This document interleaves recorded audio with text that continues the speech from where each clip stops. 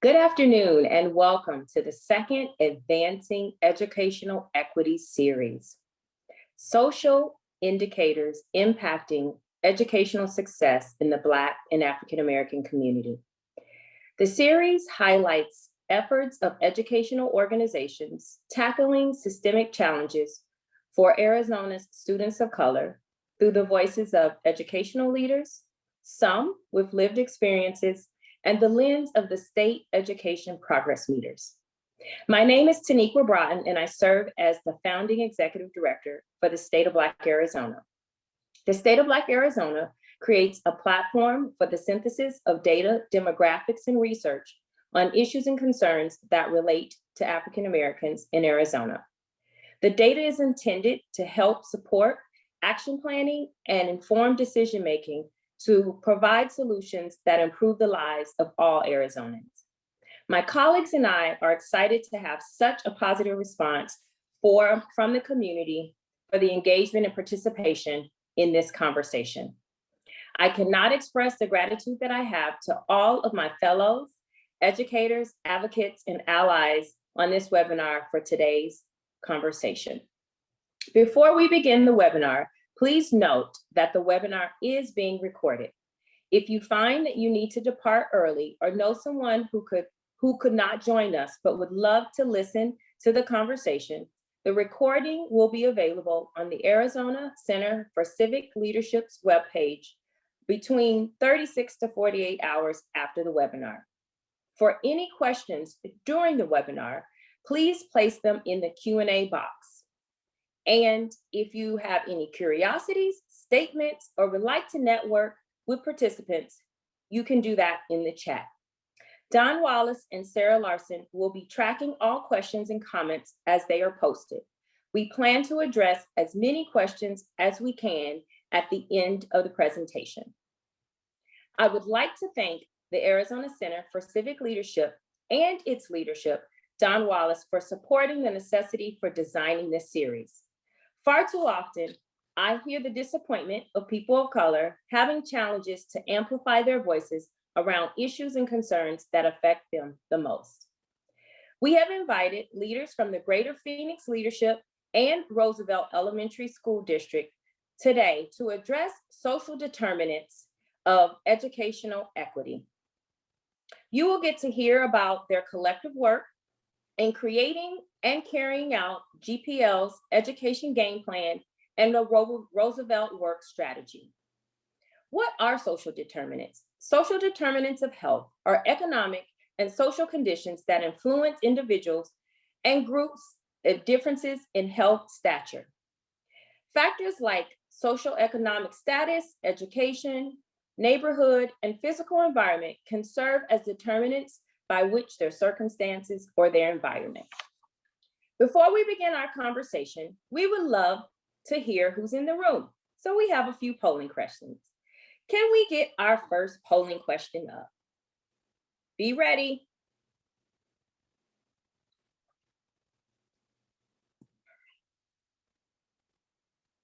Let us know what area of the state you are joining us from.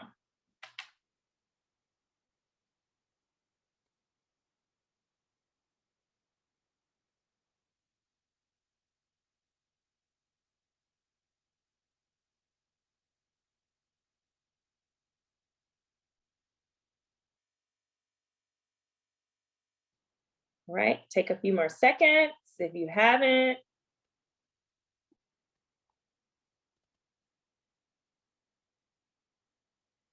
All right. So 87% of us live in urban areas of our state. All right, let's go for question number 2.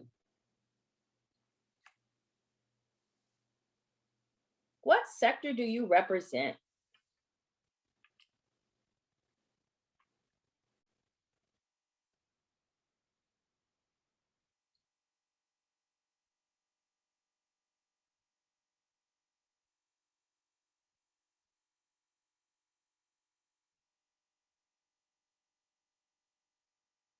All right, take a few more minutes.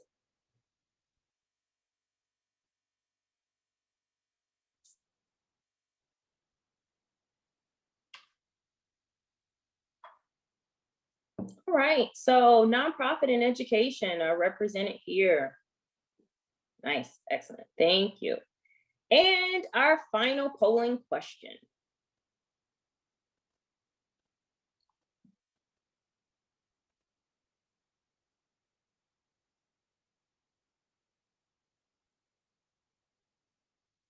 All right, goes. Which social determinants of health has the greatest impact of education? You can answer that based off of the description I shared or what you know and understand about social determinants.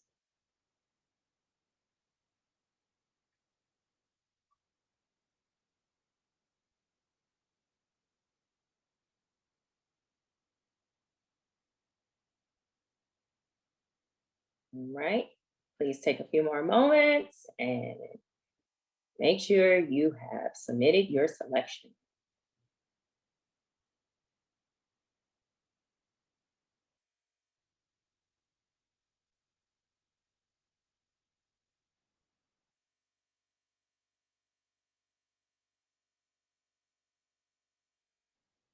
All right.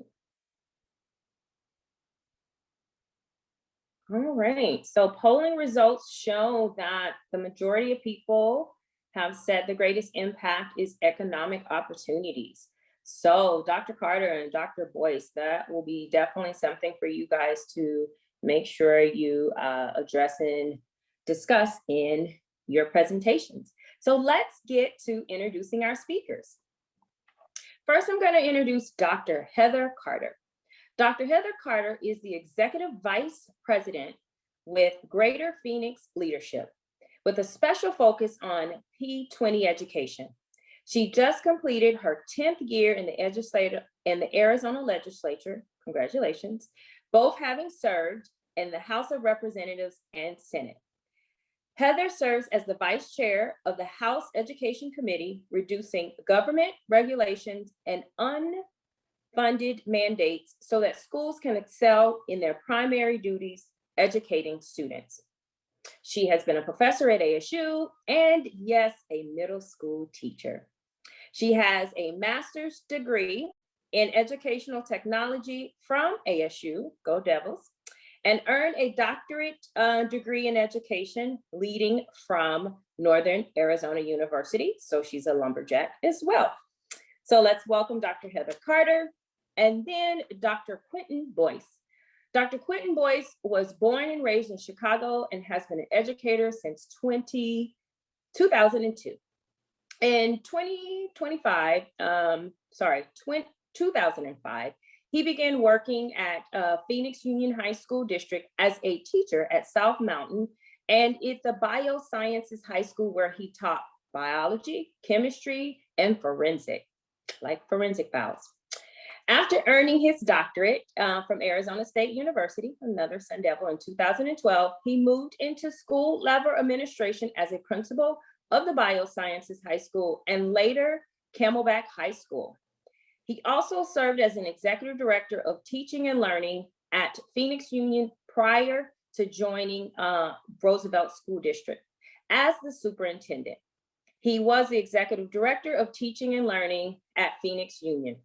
Dr. Boyce is married. He has 2 daughters and a son. And as of today, the 3rd daughter may be on the way, but we have asked her to hold off until 4 o'clock. So please support beyond that so we can get him through this workshop. He enjoys remaining active in his community and engaged in recreational sports. Can we please welcome Dr. Heather Carter and Dr.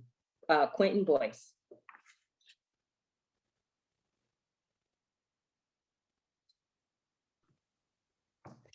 Thank you, everyone. Well, it is such a pleasure to be here with you today and to be able to share this time with so many people. I'm looking at the attendees list, friends and colleagues that I've worked with. And thank you, Dr. Boyce, for being here with us too. And tell your wife we appreciate her allowing us to borrow a little bit of your time as you welcome this new member of your family as well today.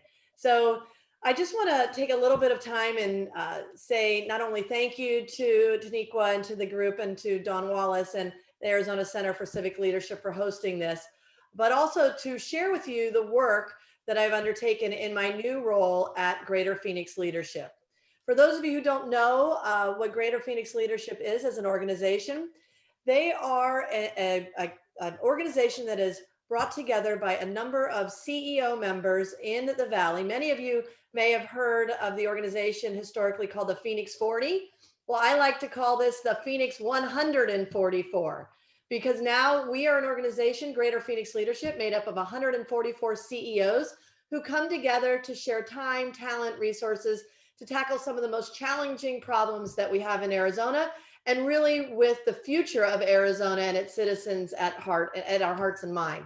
So to begin our conversation, I thought I would share with you a little bit about our organizational structure.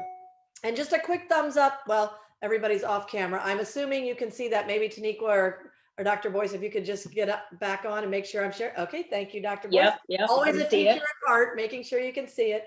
So Greater Phoenix Leadership underwent a strategic planning process over the last year. And the CEOs were very interested in getting more involved around the social determinants. So as you heard described in the introduction, there's a variety of things that are intertwined with looking at moving the economy and the quality of life forward for the state of Arizona. So historically, Greater Phoenix Leadership really worked on education issues, some transportation issues. We had a public policy committee. But as you can see, we've reorganized around 3 standing committees: community infrastructure, social impact, and education. Within each of those standing committees, we have a number of task forces.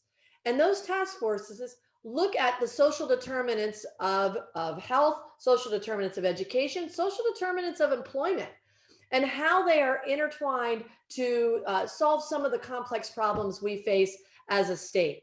As we tackle some of those issues in the task force, then the standing committee would look at those issues. It would move over to public policy. And we really try to engage at the appropriate level of government. So some things may be a city issue or something in your local communities, maybe even a governing board issue or a state issue, or perhaps even a federal issue. And then obviously we have our board of directors that come together and work as the executive team for Greater Phoenix Leadership.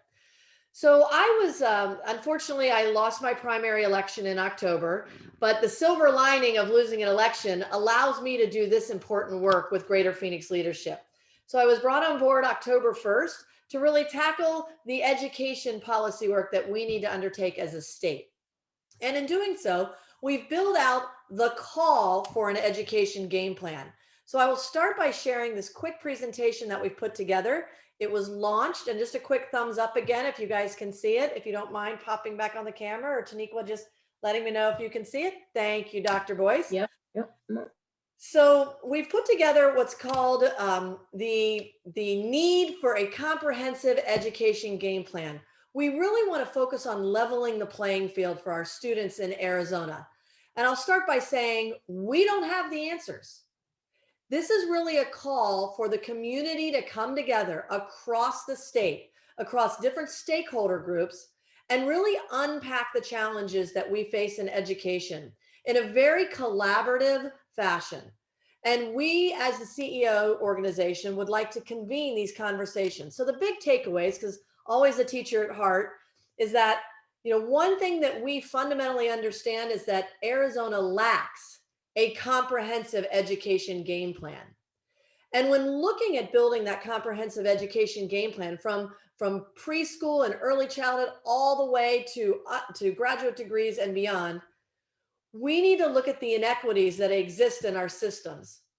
And unfortunately, many of those inequities fall along the lines of socioeconomic inequalities, racial and ethnic inequalities, and many times those two issues are created by geographical boundaries that we have in Arizona as well. We're going to talk about that in just a little bit.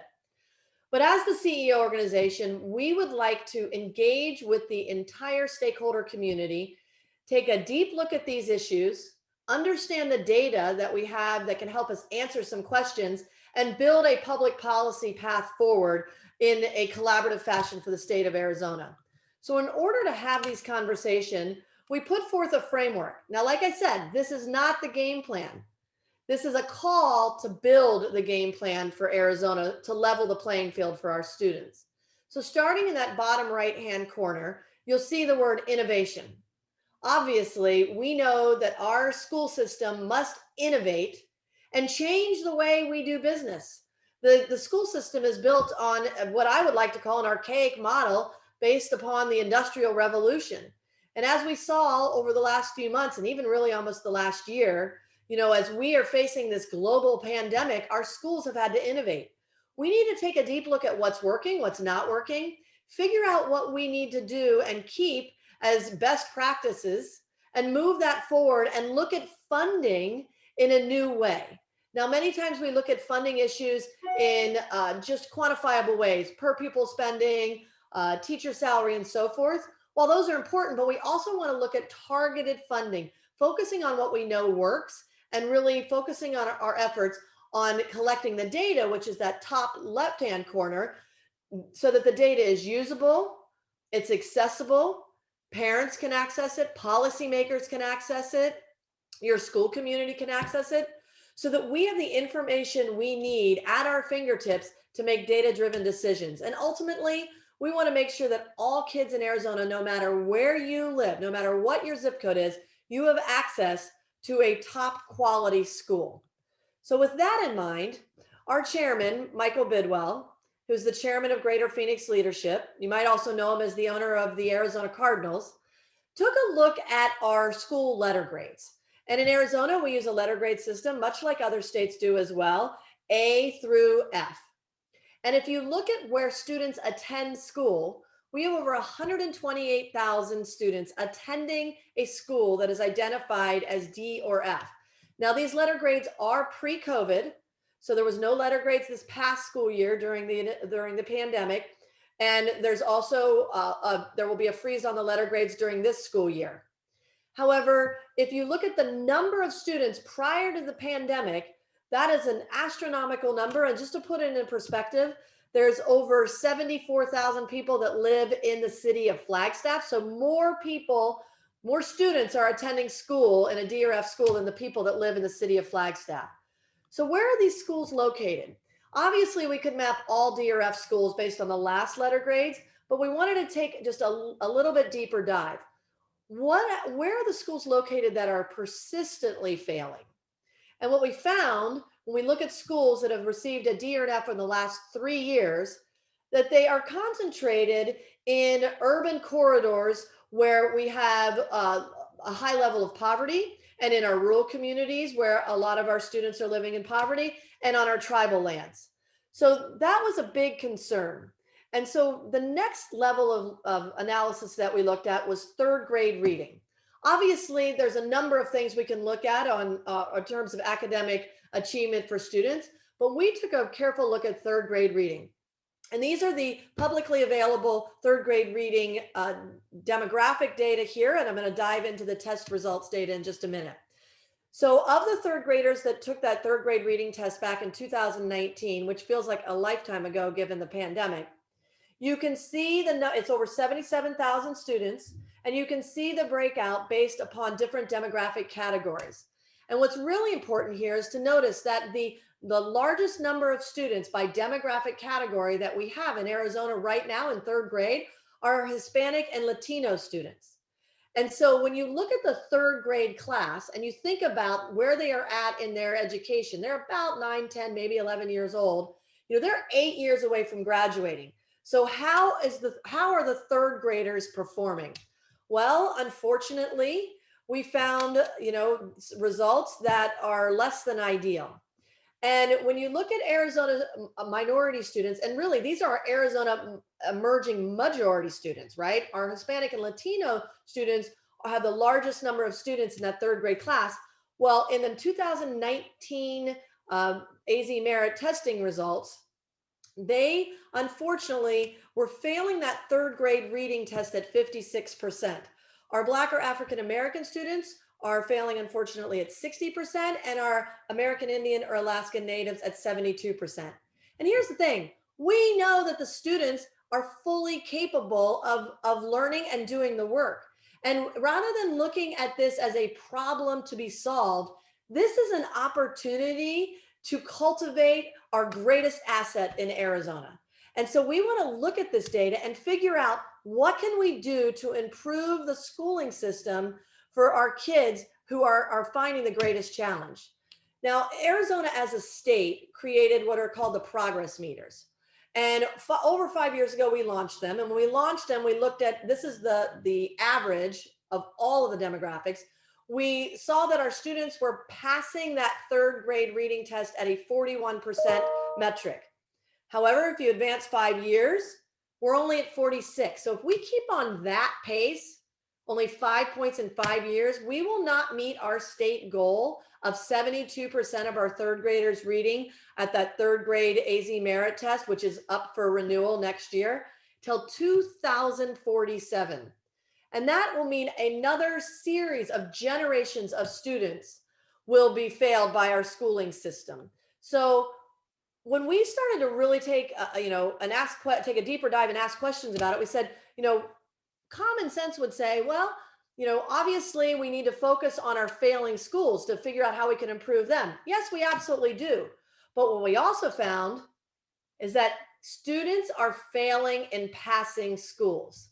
So this data is a little bit cumbersome to read, so I'll just highlight some of the numbers for you to bring to your attention. And once again, all of this data is available online. I'll put it in the chat when I'm done presenting.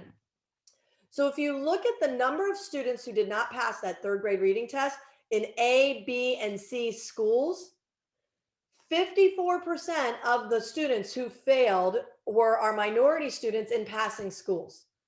We've also broke this data out online for district versus charter, but this is all public schools at this point.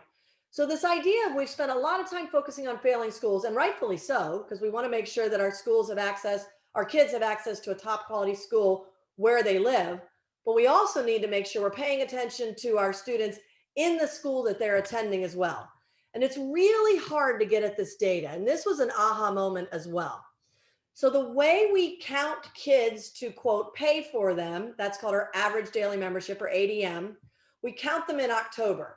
So if you're counting third graders at the school level in October, that count is 82,226. Move over to the next line. If you count at the school level, third graders who took the third grade reading test, it's 70,024. There's a delta there of 12,202. That means there's 12,202 students who we don't have testing data for tied to any school. We don't have a testing data for them. So there's a variety of reasons this could be happening. Obviously, these are some of the questions we need to ask as we're building out this comprehensive education game plan. But ultimately, perhaps these students aren't making full academic year attendance in their school where they take the test, so they're not counted with that school's performance metric. But then move over to the next column. If a school has a small number of students, and that number is 10 or less, in an Excel file, these are Excel files publicly available on ADE's website, you will see that if there's less than 10 students in a cell, they redact that data. Now they're using an interpretation of a federal law and a rule of FERPA by not identifying those students so in that particular cell. But also if there's 150 students in a cell or in a class and they all scored in the same performance band, that entire class is redacted as well. So we have over 16,172 data points of redacted data. You add those two together, and that means there's 28,000 data points that are missing when we're trying to figure out what's happening with third grade reading. Now, GPL will, now, as we expand our social determinants and our policy work around the social determinants, we are applying a racial equity lens to all of our work, which brings me over to that right-hand column. You'll see a number 60%. Of the students who failed third grade reading and their data was redacted, 60% of that data is from Hispanic or Latino students, which just is outsized compared to the ratio of Hispanic or Latino students. So we just need to understand what's happening there and why that's happening, because ultimately our goal as an organization, and we share this goal with so many other organizations as well, every child in Arizona should have access to a top quality school. That word school was picked deliberately. This is about building top quality public schools for our students in Arizona. And now modernizing that statement to say the school must fit the students' individual needs, because every student comes to their school with a different need and interest, because it's capturing the students' interest that's going to keep them connected to the school. So to run through, just to sum up the presentation here, once again, this is all online and it's actually about a 45 slide deck as well. I want to just make sure you are left with these key messages. Number one, obviously, all students have the ability to learn, and our school system must improve the most for students of color and students who live in poverty. That is borne out by the data. And we recognize that there are social factors that we need to understand as an organization, that we need to use to build whatever policy we're moving forward, and that we've done some things in Arizona that have moved us sort of towards these equity issues and equitable funding issues, but some of them are time bound, they've expired, they're no longer in place. So while they've been important, the reality is we do not have a comprehensive education game plan. And we know that there are inequities in the system. And COVID-19 has only shined a greater light on the inequities that we have to figure out a way to solve in Arizona. And then if you look at what happened last year and the horrific murder of George Floyd and the long overdue, critically important conversations that we are finally having as a country around racial inequities, those conversations need to come into the conversations we have about education as well. And the business community fundamentally believes that equity matters. We are committed to equity, and we need to use that lens to build out this comprehensive education game plan in a very collaborative fashion, which is why we are going to work over the next few months to identify stakeholders. I encourage you to go to the website, fill in one of the slides that we have for the form. If there's people you would like me to present to regarding this work that we're doing here. I've already probably presented to over 70 individuals and organizations since January 8th. Thank goodness for Zoom. I could never do this in the car. So I'm glad we have technology available to do this. But we want to continue to discuss this in a very public manner so that we can be all inclusive, and we welcome conversations with anybody who's on the webinar today. And we look forward to working with you in this fashion, because we know that Arizona is not unique in our findings, right? We think this problem happens in all other states. However, we want Arizona to be at the forefront of tackling these issues, and we want to do so with you. So with that, I'll just end here, and I'll let you know, and I'll put this in the chat. The website is available. The data is much more comprehensive online, and there's also a form there. And I'm going to pause here and hand it over to my good friend, Dr. Boyce, or to Teniqua. Will you do an introduction? Yeah, I'm going to jump in, Heather. Thanks. Great job. And Dr. Boyce, I know we were going to keep things going, but Heather, you just like handed us a feast on a table. And I want to get to at least one question before we move in, because I think it's so critical to the moment.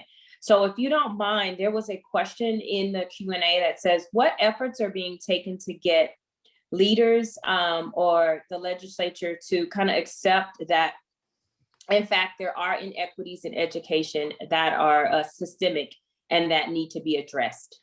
That is a fabulous question. And that's what this work is really about. That's why we've really tried to elevate this conversation. We want to recognize that we are not the first organization to have this conversation. There have been tremendous number of reports and groups coming together to tackle this issue. Obviously, we've had Helios has done this work, Rodell has done this work, Center for the Future of Arizona, many of our philanthropic groups, many of our education groups. I know, we've got a ton of leaders that are on this call here as well. So we're building on all of this work. But here's what you have to remember. I'll just use our organization statistics as an example. Remember I said we have 144 members? 60% of our members are new to GPL in the last 5 years.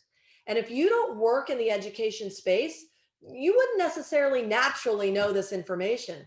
So it is important for all of us as advocates to continue to share this information and the need to address the inequities in education. And when you talk about doing that with lawmakers, I can tell you as a former lawmaker, there's a lot of opportunity to share what we know and build awareness in the Arizona legislature as well. And I'm happy to work on that with you as well. We can talk about it in greater detail during the question and answer if you'd like more details. Thank you, Dr. Carter. All right, we're going to hand it over to you to Dr. Boyce. All right, thank you, Teniqua. Thank you, Dr. Carter. Really excited to have the opportunity to really come and share and talk about our community. In front of this group, I want to say thank you to Dawn and the Flinn Foundation for creating space for what is a really dire and important and timely conversation and discussion. I'm going to go from and take it from kind of the high level and then zoom in and think about the conversation that's been happening so far through the lens of Roosevelt, our school district, and our community. I'm going to boot up my presentation and share my screen and jump in. So again, as mentioned, my name is Quintin Boyce. I am the proud superintendent here in the Roosevelt School District. I love this slide. I actually shared a version of this presentation in a different presentation this morning and realized that I've not changed my cover slide for quite some time. And it's really hard to do because these young men make me smile. They make me smile and they make me happy and they represent the best of who we are. So as I tell you this story, I want you to understand, I want you to remember that context matters. Context is really, really important. Context is not a predictor of the future. It's not a predictor of outcome, but it is really important to understand how to best navigate current state, especially when you're trying to bridge current state to ideal state. So I'm going to talk about Roosevelt, and I'm going to remind you that context matters. A rhetorical question that I have for you right now, and I want you to think about it. You don't have to put it down or write it down anywhere, but when you think about South Phoenix, which is where our school district is located, or when you think about Roosevelt School District, what is the first word that comes to mind? Dramatic pause so you can figure it out. You don't need to share, but I want you to just hold on to that answer for a minute. What is the first word that you think about when you think of South Phoenix and when you think of Roosevelt School District? I oftentimes use those two interchangeably. I'll share it and I'll probably say it 1,000 times. Roosevelt, we are South Phoenix. We are the largest employer in our community, which means the bigger the better we are, the bigger the better South Phoenix is.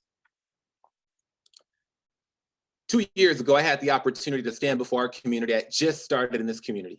We had a convocation right down the street at South Mountain High School in the auditorium. We had over 1,000 employees together. We were getting ready to launch the 1920 school year. And in that session, I told our community, and again, I interchange South Phoenix and Roosevelt all the time. If you were to go ahead and place and put South Phoenix in Google on that day, these were the first images that returned. And I had people do it. Put it in your phone, Google South Phoenix and hit images, and these were the first images that returned. That's problematic. It's a problem for me, and it should be a problem for you. When I think about our community, our students, our families, our staff, they call South Phoenix and they call Roosevelt home, more often than not, these are the types of images we see. So when I think about like, how does that interact with your psyche, with your sense of worth when what's perpetuated are images like these? Again, as we talk through the lens of equity, pictures are powerful and words matter. This is not who we are.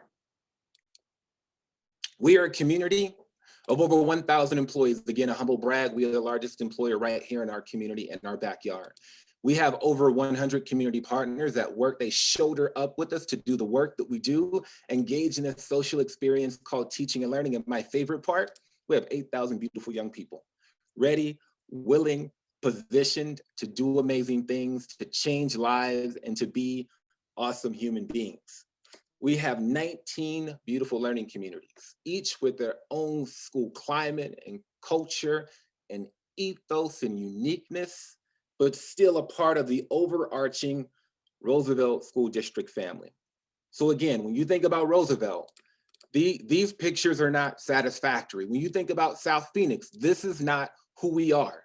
Instead, I want you to think about these pictures. I want you to think about him, and I want you to think about her. These pictures more appropriately represent Roosevelt School District, more appropriately represent South Phoenix and who we are. But make no mistake, we're far from perfect. Data was shared just minutes ago, and a lot of that data is true for our community. We've over the last decade, we've seen a decline in enrollment. We occupy 3 zip codes, 85040, 85041, and 42. And again, we have those 19 learning communities, and within our boundaries, in our backyards, there are 30 charter schools. There's voucher systems that are available, and expansion is being considered. We've been declining over time. And honestly, to the fact that there's some things that we could have done better throughout our history. We've created opportunity for others. This is true. Other gaps, because we're far from perfect. There is an opportunity for improvement when it comes to student learning and achievement. We know that our adults need additional growth and support to be better professionals, to be better skilled at what they do. These are all facts and these are all true. Understanding that to be true, we are still dedicated towards this journey, this mission of success. We want to create the conditions where our teachers can be amazing and our students can flourish to prep them for life after Roosevelt. We want them to go on to high school and be exceptional, be amazing, to go beyond high school, college, career, and life, and be amazing citizens for their community, to change the world. So despite context, this is what our journey is. This is what our calling is. So again, context matters. When we talk about Roosevelt School District, we talk about the demographic we serve, those 8,000 beautiful young people and their families. We are a community of color. We are a community that navigates poverty. Nearly 100% of our families qualify for free or reduced lunch, which means they live at or below that poverty line. And when that's your circumstance, there's so many things that you navigate even outside of the school. When people think education, people think teaching and learning. And teaching and learning is what we do. But teaching and learning is only part of what we do. We're social workers. We stand in so many gaps for our families. To the best of our ability, we shoulder up with our families to help create opportunities because we know education is really that ultimate equalizer. That means when you think about the demographic I just mentioned, our families, they navigate immigration issues, and we shoulder up and navigate those issues with them. As Senator Carter mentioned, we stand firm, we advocate. We are the voice for our community when it comes to ongoing social injustices that have been here since the beginning of time, generations and decades, but really have been amplified over the last year. We also know, as we talk about those social determinants, affordable housing in our community is a big deal, is a big thing, especially as we think about if you've not been to South Phoenix lately, it is changing. It is changing over time, creating this economic tension between families that have been here for quite some time and new families that are moving in. There's a Chick-fil-A in South Phoenix that did not exist just years ago. In addition to affordable housing, we know access to quality healthcare. That is something that we stand in the gaps and we shoulder up when it comes to our families. And when you talk about impoverished community, there's oftentimes a food insecurity. Having access to high quality, nutritious food options, it can be a food desert. Context matters, and this is all a reality of our community. And when we think about the last 12 months, as mentioned by Dr. Carter, we're working through this in the midst of a global pandemic. Now, I want to be clear, the COVID-19 global pandemic did not cause inequities. These inequities existed before, it just merely exacerbated those inequities, whether you're talking about food, access to resource, access to healthcare. The global pandemic that we're currently navigating only made it that gap between the have and have-nots wider. And that is the context we know, and those are the things that we fight for. So understanding that context and knowing that to be true, where do we go from here? Another rhetorical question for you just to grapple with and think about on your own. Thinking about those social determinants that are mentioned before, we have a rank order based on the feedback and perspective of membership for this particular webinar. But what are those things when you talk about creating the conditions for a high quality experience for young people when it comes to school? Like, what are those things that are truly needed to make a difference?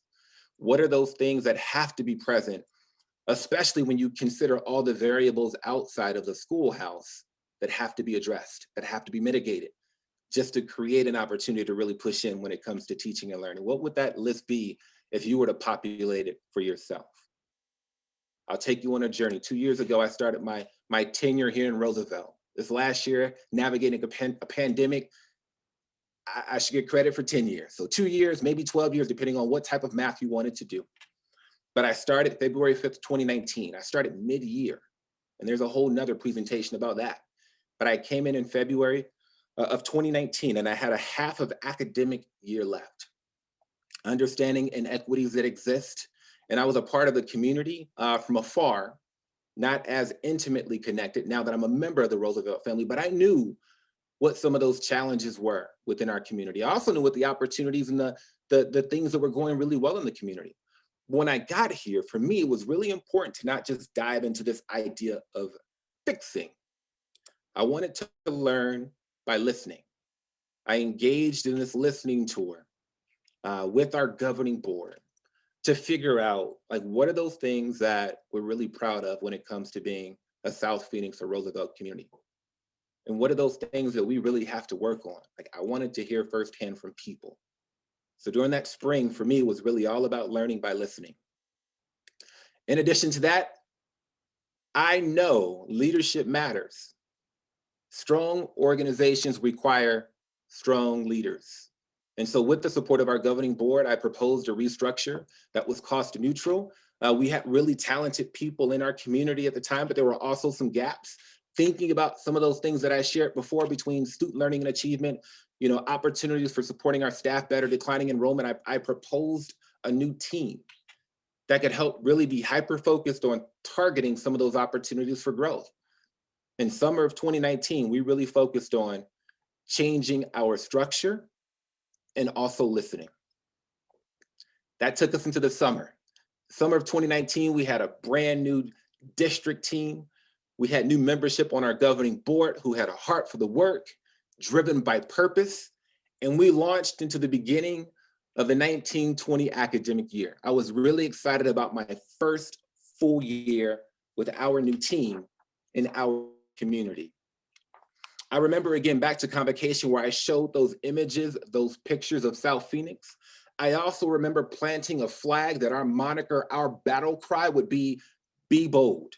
We will be bold. We will be bold for Zyler on the left, who, this is a picture after I had the chance to go hang out at his school for a career day. The very next day, I got a picture from his principal, and she said he dressed up like you because he wants to be a superintendent.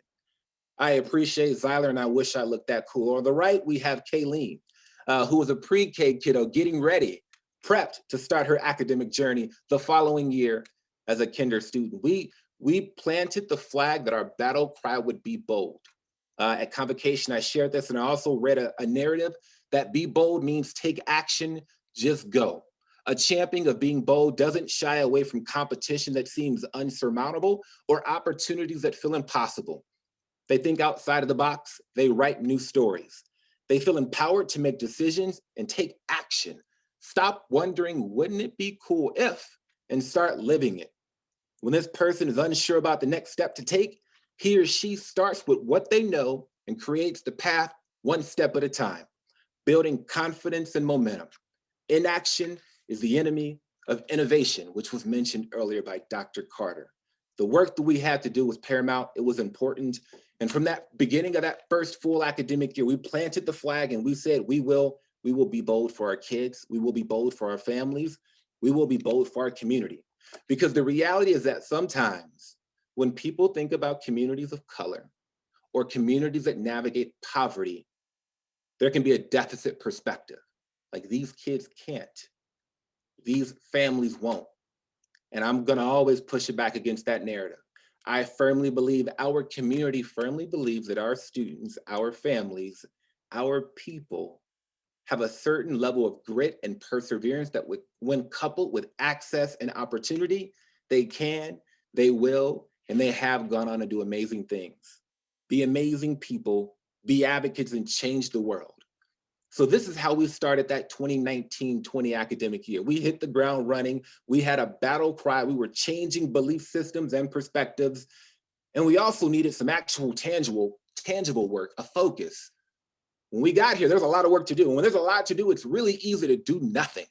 And so I told our team, we're gonna pick 5 things that we're gonna focus on for 19-20. These won't be the only 5 things that we do, but these will be the 5 things we measure at the end of the year to look back and say whether or not we had a successful year. We picked this idea of customer experience. We want to be very mindful of how we treat each other and how we treat our external stakeholders, especially as we try to change the narrative, the brand of South Phoenix, the narrative, the brand of Roosevelt, and bring families back to our community. We wanted to focus on leadership development. Strong organizations have strong leaders. We wanted to build a pipeline of our own. We wanted to help our professionals be better professionals in their current jobs and grow them for future opportunities that they may not have even identified themselves.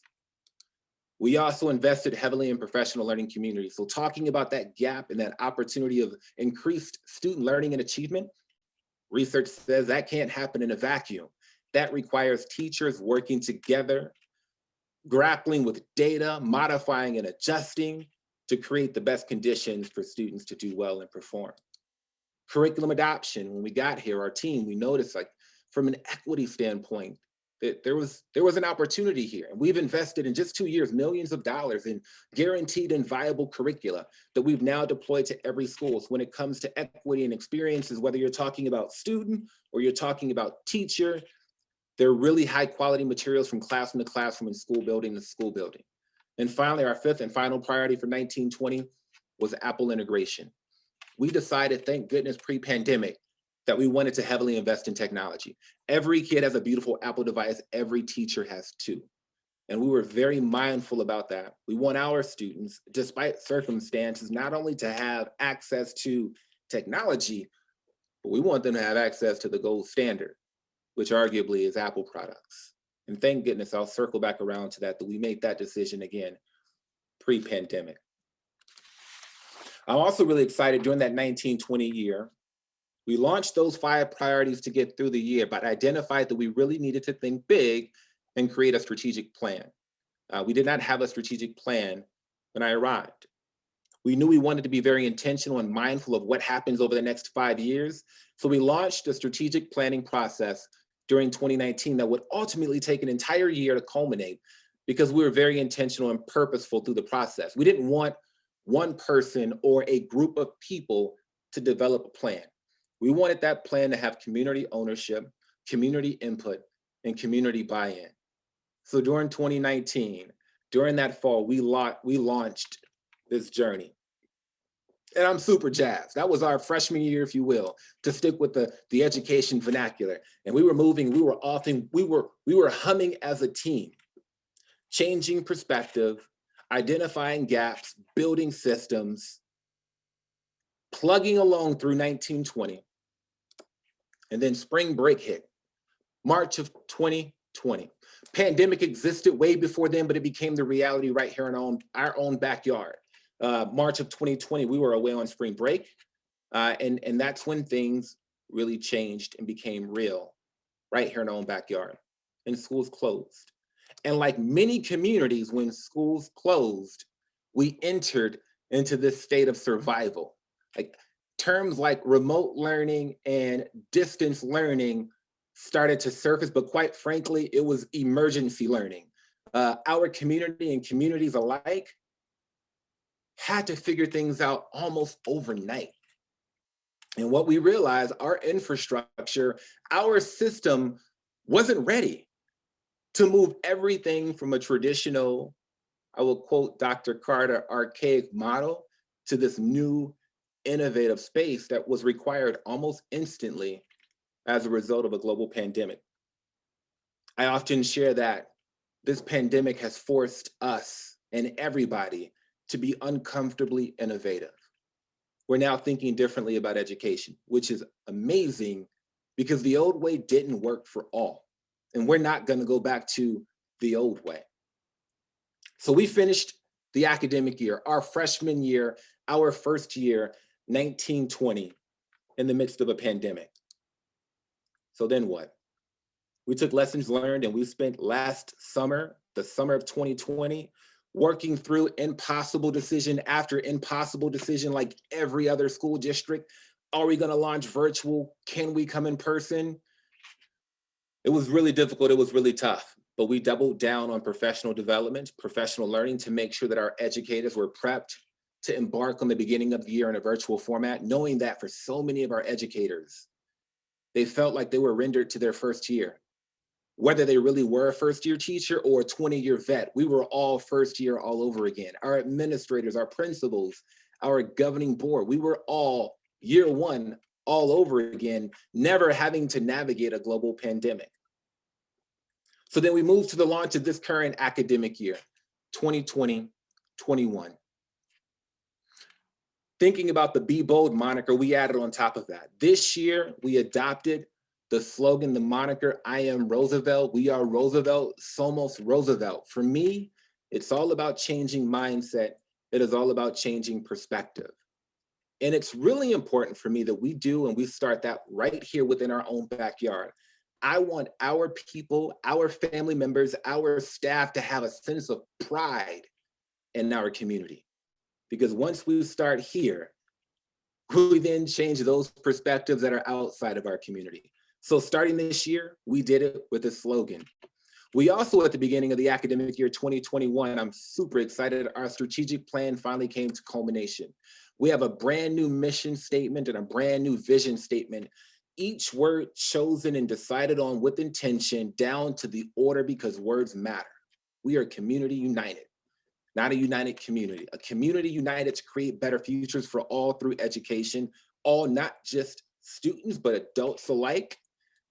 Through this vehicle of education, we're building strong foundations through authentic and innovative experiences to ensure success for every student. So I'm extremely proud about our mission and vision statement. In addition to that, we adopted 9 core values.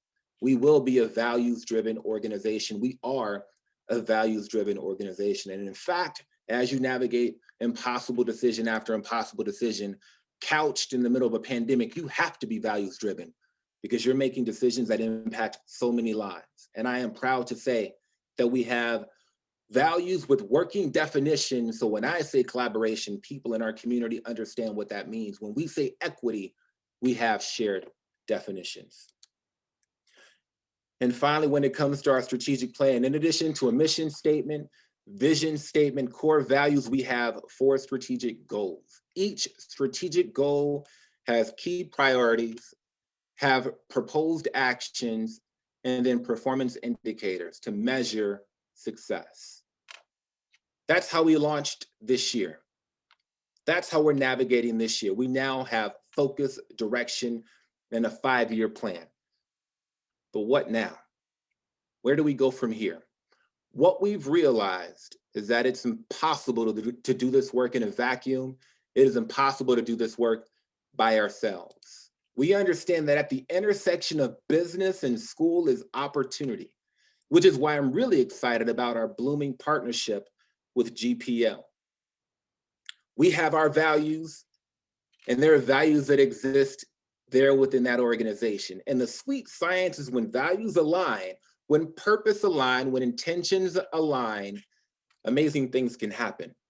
So as we continue to talk through what a partnership could look like between Roosevelt and GPL, we've talked about ideas like community kitchens, which means bringing people together on campuses, really being a staple, our schools for our community, thinking about the affordable housing issues that plague not only our entire country, but right here in our backyard in South Phoenix, thinking about how do we re-energize teaching and learning. We're moving in Roosevelt from not just simply neighborhood schools, but schools with signature programs and academies. And as we develop those, how do we think about partnering with business so we have this theoretical framework of teaching and learning with a signature focus coupled with real life practitioners who do that work to add context to standards, to make learning matter, all the way down to technical assistance. Again, thinking about what are some of those things that we may not think about as an educational institution that a business perspective may see, but we can collaborate to not only change what happens within our schools. But again, I keep talking about the entire South Phoenix community. The bigger and the better we are as Roosevelt, the bigger and the better South Phoenix is as a community. And now that we've found partnership within GPL, we have people that have a heart for the work, that have shared values, and I'm really excited about what potentially could happen next. So with that, that is taking kind of the data from a high level and looking at it through the context of the south side of Phoenix and Roosevelt School District. It's Teniqua. Thank you, Dr. Boyce. Again, you delivered a lot. There was some moments where I felt like I was on the journey with you. And I'm really glad that you had an opportunity to share this with the community. There are some alarming things that have happened in the presentations around numbers, opportunities, and we'll get to that with a lot of questions. And so we have a number of questions.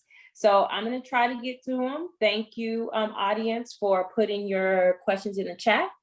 So Dr. Boyce and Dr. Carter, I'm going to just read them and then you can figure out who wants to respond. I think, Dr. Boyce, this one may be for you. As you know, policies established by your governing board can make a difference. What policies focus on systemic equity have the governing board created and passed in Roosevelt School District for curriculum, cultural competency, staffing, family, and community engagement? Awesome, that's a great question. Just recently, back in the fall, our governing board passed an equity resolution. So really planting the flag just to really articulate what we stand for, what they stand for as a board. And that's equity when it comes to curricula. It's an equity when it comes to hiring practices with membership of leadership. And that really has been the charge for us as a team to go back and look at everything we do. With that resolution, we're now reviewing policies as a community. We're being more intentional, and that actually comes out of our strategic plan. What are our practices, policies, and procedures? Making sure that we have this equity lens as we make decisions, whether it's programming decisions, whether it's curriculum decisions, whether it's personnel decisions. So I'm really proud of our board by taking that first stand at being very clear. This is who we are, and this is who we stand for. This is who we advocate for. And that's been the jumping off point for now, just reevaluating some of the practices that have happened in the past, looking at policies, and really evaluating curriculum. Like we're going through a curriculum adoption right now. In fact, 2 years ago, we adopted an ELA curriculum for our entire district, which was huge. It didn't exist. The following year, we adopted math. This year, we're doing science and social studies, and we're doing it through an equity lens. What does representation look like? How does it land with the demographic we serve? So that's been a really great first step of our board as we now continue just to comb through some of the practices that exist when it comes to learning or supporting students as far as dispositions. Cool, thank you, Dr. Boyce. So Dr. Carter, I want to get back to you because there was one of your slides that literally was like, we're on fire. And that's just my terminology, which was how many students that are not at grade level at schools that are perceived by the public as good schools. So when you talk about sort of that racial equity lens of your work, you know, how do you actually go about that, understanding that we need that perception? If it's gonna definitely level the playing field, you know, how do we change in a very alarming slide like that through the lens and the conversations that you're having in the meetings that you're having on the business community? Excuse me. Well, first of all, thank you for that question. And I want to say I have not seen Dr. Boyce's presentation. So Dr. Boyce, there's a couple slides in there I want to get. Definitely the one with the fan. We have a little chat going on the side of saying, I think everybody wants the one with the fan. That one was, very appropriate. And also really that slide where it shows business and education and the intersection where opportunity really lies. And at GPL, we're ensuring that we keep diversity and inclusion at top of mind in all of our decision-making and advocacy efforts. So as the CEO community, we know that it is important to lead on these efforts, We need to promote equity and inclusion. And so as we look at our policy work through those, through the task forces that loop up to the standing committee, everything from education to transportation to arts and culture and water, I mean, the list goes on and on and on. We have a focus on equity, and we want to ensure that all Arizonans benefit from our CEO work, not just the business community. So we're the CEO group, but this is about the future of Arizona and building a state that we are all proud of, that we hope to attract additional talent here to Arizona, and that we know that we're setting up our kids and our community for success. So it really is everything that we do. When we put a policy or an advocacy position forward, we say, what does this do to drive equity and inclusion? And so it's just, it's putting it, you know, Dr. Boyce talked about being very intentional, right? Values driven. We are very intentional in our work, and we've organized ourselves around that value as well. Thank you. The second half of that question is about kids failing and passing schools. You know, obviously I want to recognize the work that has been done for over a decade, really, in Arizona to really dissect the education data that we have and understand the challenges to getting the data. But that one slide, I mean, I was in office for 10 years and I've never seen the data presented like that. You know, we spent all this time looking at failing schools, but we cannot forget that we have students that attend schools that are A, B, and C, and they're not getting the services they need in those schools. And it's kind of just glossed over. I like to say, you know, kids are struggling in plain sight. We have to make sure that we're looking at student success at every single corner that is possible. And some of the schools that are ranked A and B and C, they don't have the support system set up for some of our kids that come to school hungry or come to school worried about whether they're going to be evicted from their homes. And so that's a much more complicated problem that we have to understand so that we build this education, the sustainable, long-term, comprehensive education game plan. We can't just be myopic and say, oh, we're going to take D and F schools to C or better and wash our hands of it, because that's not going to get at the numbers that we think we need to get at for Arizona. Thank you, Dr. Carter. All right, we got the chat kind of blowing up, so hopefully both of you are ready. I think this will be for you, Dr. Boyce, and this one's probably, let me just read it. We know that COVID has exacerbated inequities within the educational system and social determinants. In normal times, we cannot address some of the racial disparities in academic performance without tying it to disciplinary structures. According to the State School Counselors Association, the student to counselor ratio is roughly 925 students to 1, coupled with SROs. What work is being done to prioritize more resources for academic success over punishment? Very cool. That is a great question. Thank you. I'll do my best. I'll talk at a system level first, and then I'll take a stab at a larger level. I know for our community, we really prioritize the idea of social and emotional learning and social health. That was prior to pandemic. A couple of years ago when I arrived, we didn't have social workers on every campus. We had social workers that had a caseload of 1, 2, 3 campuses possibly.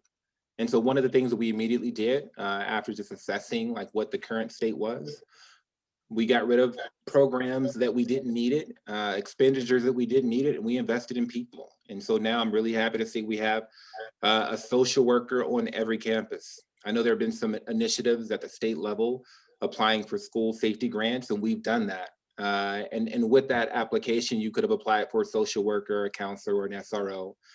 We had already internally funded social workers on every campus.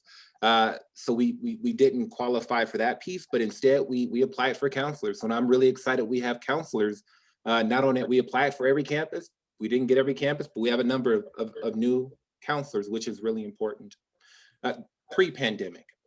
Now that we're in the midst of a pandemic and we know that students in a lot of communities have not been in front of the public eye, are navigating so many things outside of school, we've been really intentional about what does support look like. We work directly with ASU.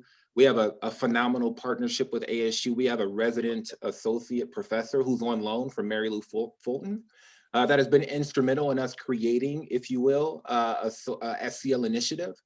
We didn't have a director of social emotional learning before. We hired one a year ago. And through her work and our team's work, we're creating an SEL practice, a model, a program that's not just a standalone, but looking at how is that interwoven into the academic experiences of not just our kids, but our teachers as well.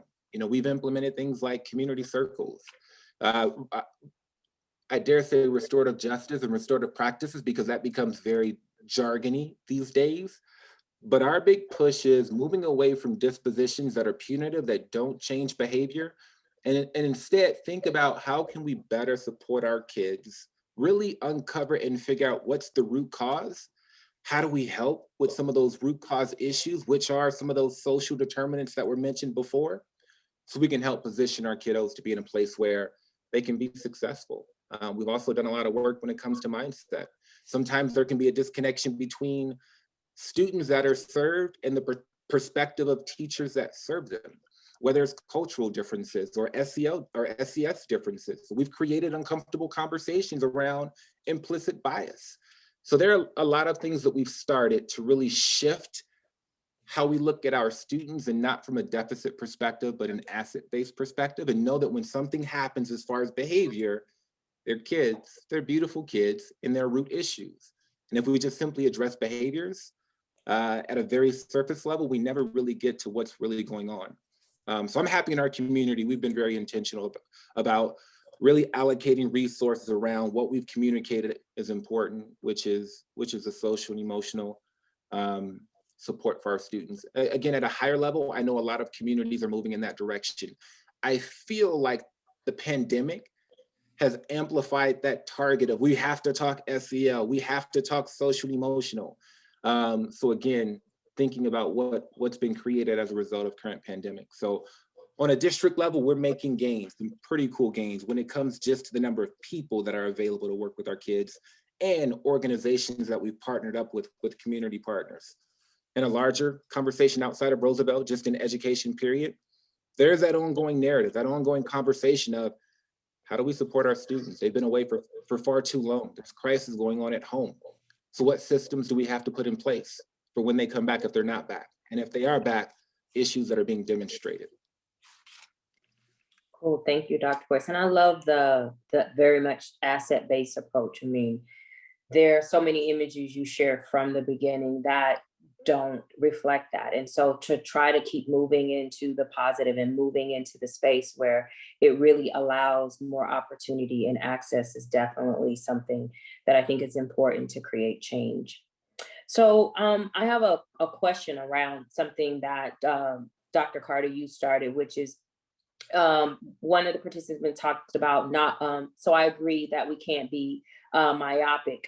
The work of First Things First suggests that you can't just focus on the child, but the family system and in the environment within which they are maneuvering. What is being done to collaborate or work to address the social determinants for those needs? So in terms of the work at Greater Phoenix Leadership, we're looking at cross collaboration within our task force. So for example, I'm looking at the Q&A, we have Vitalists in the Q&A talking about trauma-informed care with a specific question to Dr. Boyce. But in our work in GPL, we're talking about these social determinants. So we have a task force related to affordable housing, homelessness and affordable housing. Well, one of the Roosevelt Works initiatives that they brought forth to GPL and that Roosevelt Works document that Dr. Boyce mentioned at the end of his presentation talked about affordable housing.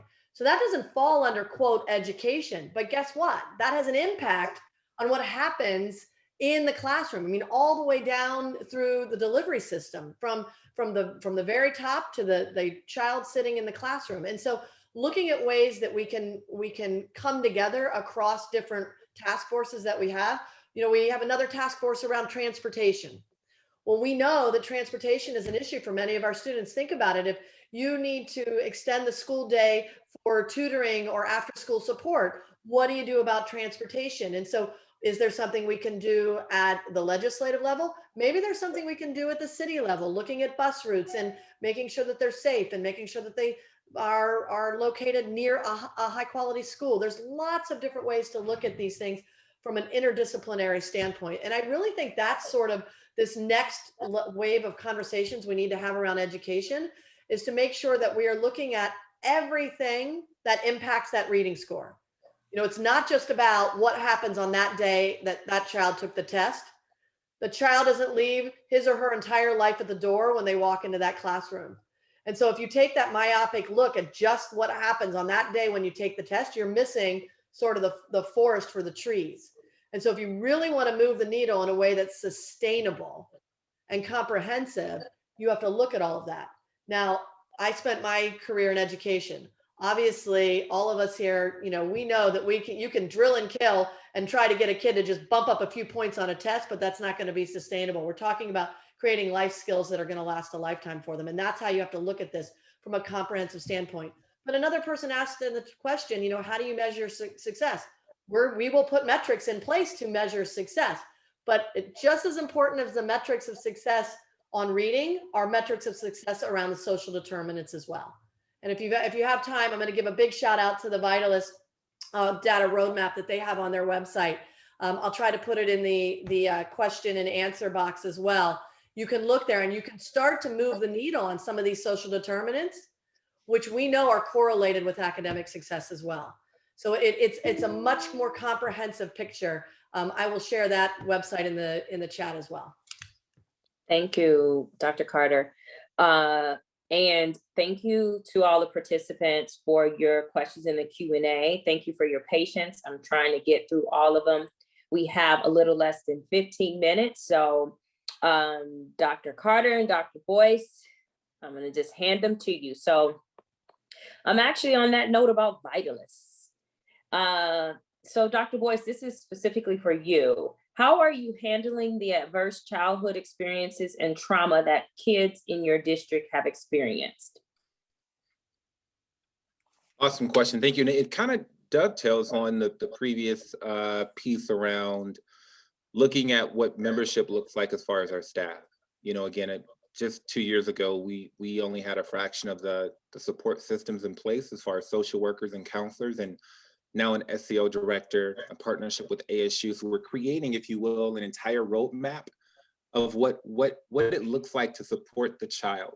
And the really cool work is we're embarking on a journey of looking at that not just as a set aside, like you can't just do that in a vacuum, but what does that look like when you weave it into like the academic experiences that our kiddos engage in. In addition to that, we're super fortunate to be able to collaborate with a number of community partners. And any community partner, I always open it up. If you have a heart for the work and you have a heart for our community, I want to be super clear. It's not a sympathetic, deficit-based want to save. If you have a heart for the work and a heart for the community and our values align, we're always looking to partner. But between how we've been super clear in our strategic plan that taking care of the whole child is a focus, that being really intentional about supporting social and emotional learning is important. We've created those opportunities in-house, but we've also reached out and worked with our community and some of our community partners. And that the cool thing is extended even beyond just our students, but that's present in some of the resources that we provide for our families as well, whether it be access to healthcare, counseling, or a number of different things that we've fortunately been able to amp up over the last 12 months during our pandemic that we're navigating.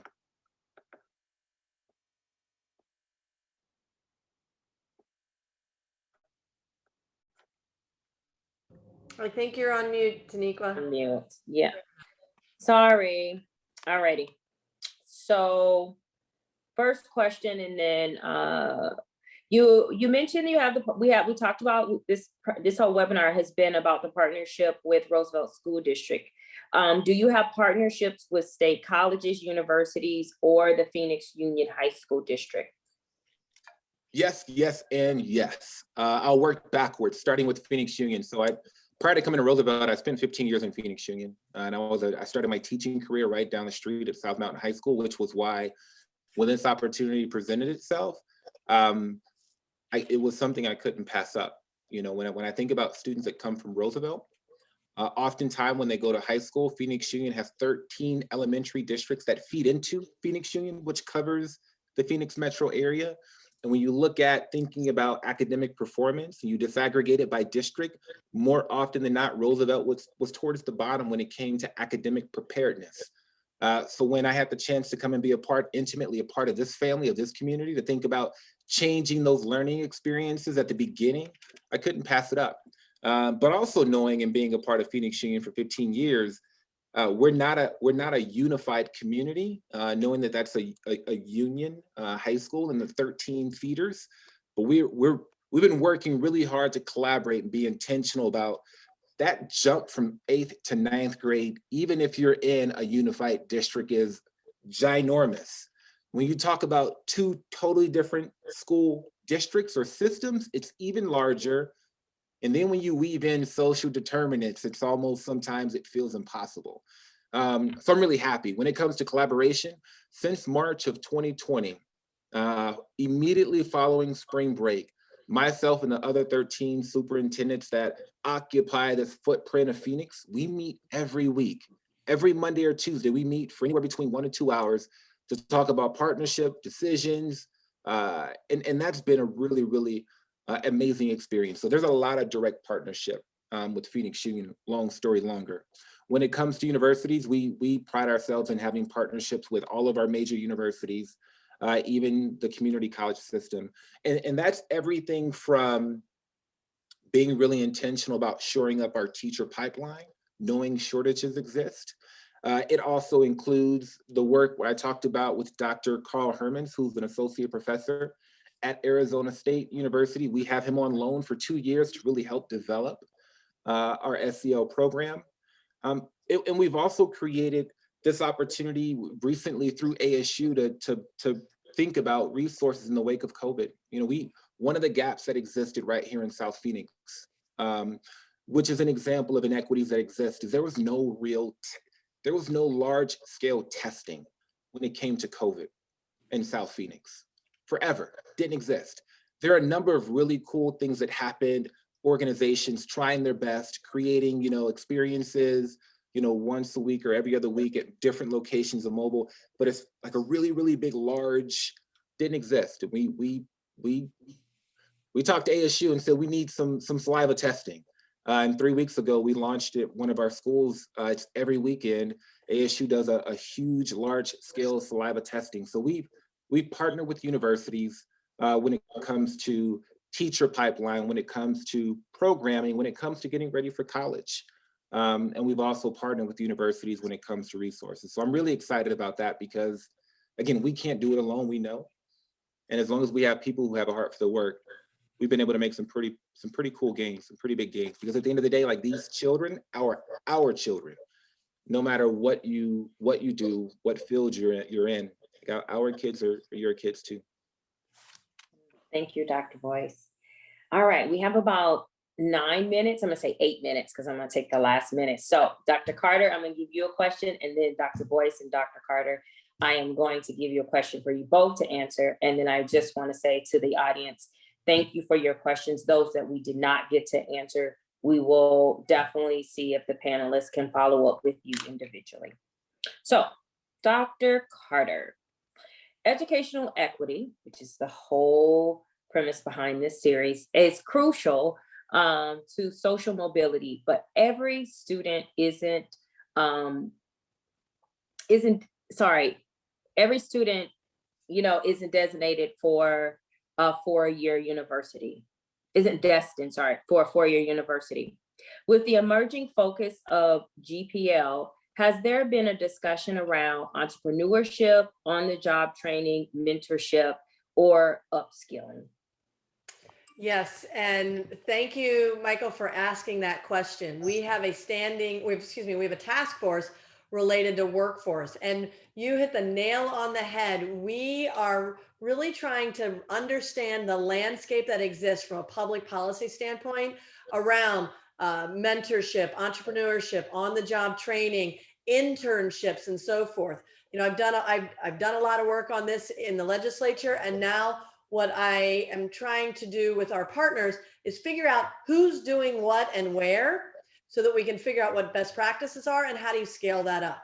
For example, you heard Dr. Boyce talk about signature programs, and it really is about getting people working out in these high demand fields where sometimes it doesn't require a 4-year degree, but yet they cannot find people to do this work, and yet they're high paying, high quality, really, really, really good jobs. And so trying to get the business community into the school community to understand that these jobs are available, and then to understand the training that's necessary to reach those type of career goals, and looking at it as a career pipeline, and really trying to build that information early into the education system.